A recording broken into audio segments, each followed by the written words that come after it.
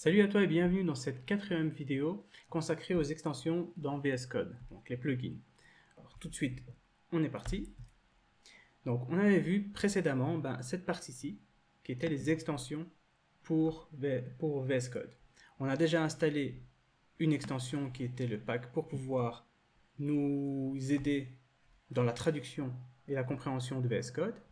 Ici, on voit aussi que j'ai recommandé Python. Pourquoi est-ce qu'il me recommande Python? Parce que dans la vidéo précédente, j'ai créé un fichier .py. Lui, il a compris que c'était du Python. Il m'a dit, si tu veux, tu peux installer ici des plugins pour Python. On a aussi la possibilité de voir sur la page d'accueil qu'il était possible de rajouter plein de plugins en une fois pour un langage spécifique. Alors, comment est-ce qu'on retrouve cette page d'accueil? Regardez ici, il y a marqué afficher toutes les commandes. Dans cette partie-là, hop, je vois afficher toutes les commandes. C'est quoi? C'est CTRL-MAHP. C'est un truc que vous allez souvent utiliser aussi, CTRL-MAHP, pour utiliser différentes commandes. Donc je vais faire mon CTRL-MAHP, hop, et vous voyez ici que j'ai ce que j'ai récemment cherché, la page de bienvenue. Je clique dessus. Et ici, dans cette page de bienvenue, qu'on n'a pas encore présentée, je le fais maintenant. Donc on a la partie pour démarrer, donc ouvrir un dossier ou créer des fichiers. Ici, personnaliser avec différents langages. Ici, j'ai le langage Python, vous voyez, que je peux cliquer, ce qu'on va faire. Donc ce que j'ai récemment utilisé, les différentes aides et apprendre. Donc regardez aussi, passez un peu de temps sur cette première page qui va vous aider à mieux utiliser votre VS Code. Donc ici, donc pour les extensions, disons que je clique sur Python et il me dit que Python va se recharger automatiquement après l'installation pour pouvoir mieux nous aider. Et voilà, donc ici, il a redémarré. On voit maintenant que j'ai deux plugins, French Language et Python. Ici, vous voyez que Python est assez lourd et donc assez complet. Voilà donc. Dans cette partie-ci, donc maintenant vous voyez au-dessus les extensions qui sont activées.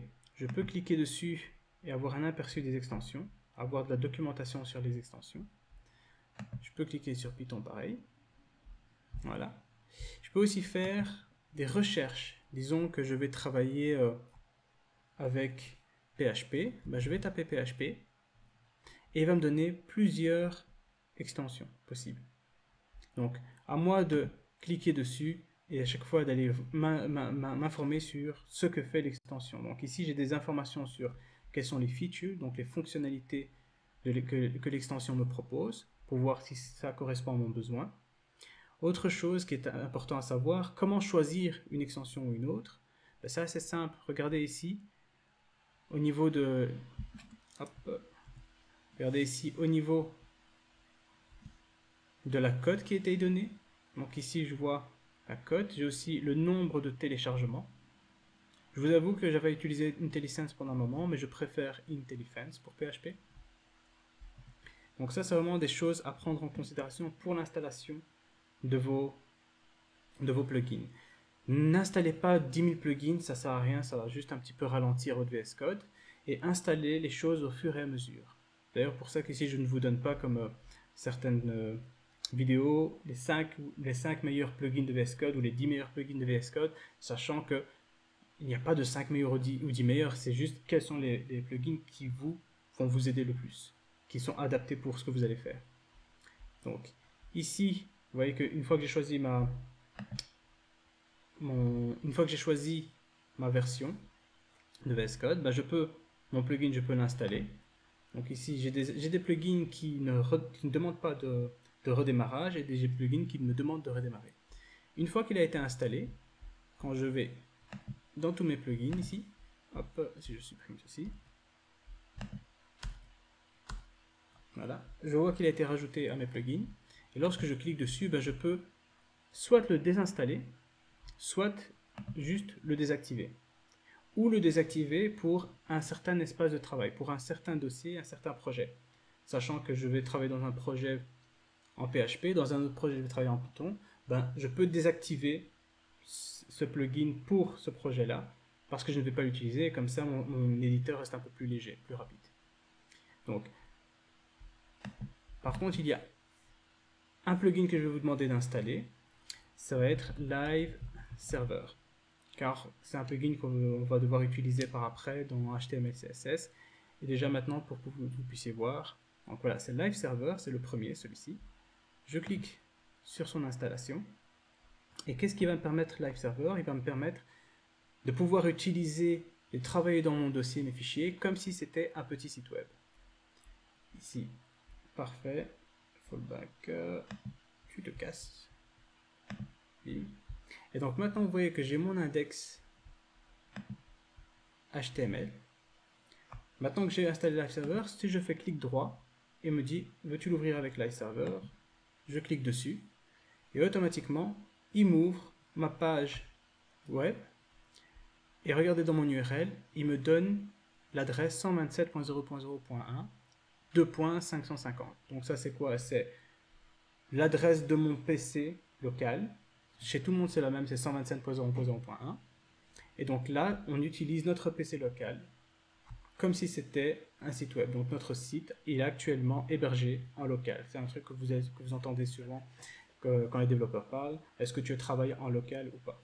Donc ici, vous voyez que grâce à ça, maintenant je peux prévisualiser ceci. Je vais agrandir un petit peu.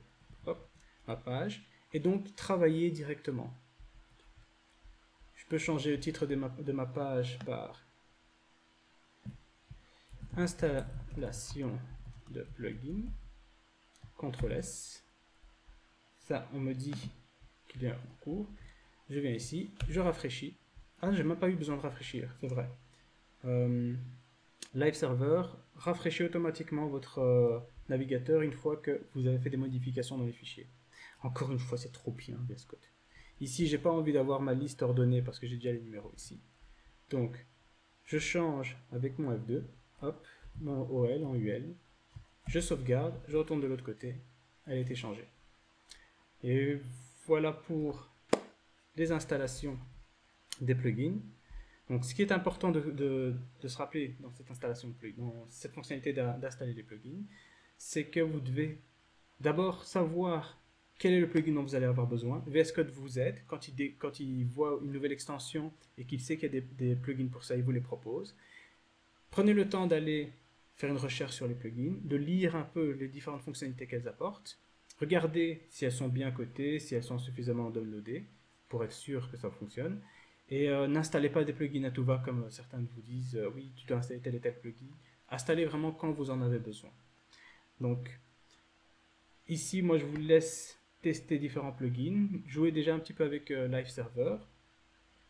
Juste une chose que j'ai oublié de vous dire, regardez ici dans votre barre des statuts, on peut ici avoir Live Server, on voit que Live Server est en cours, donc si je veux l'arrêter, je peux cliquer dessus, et donc là il s'arrête.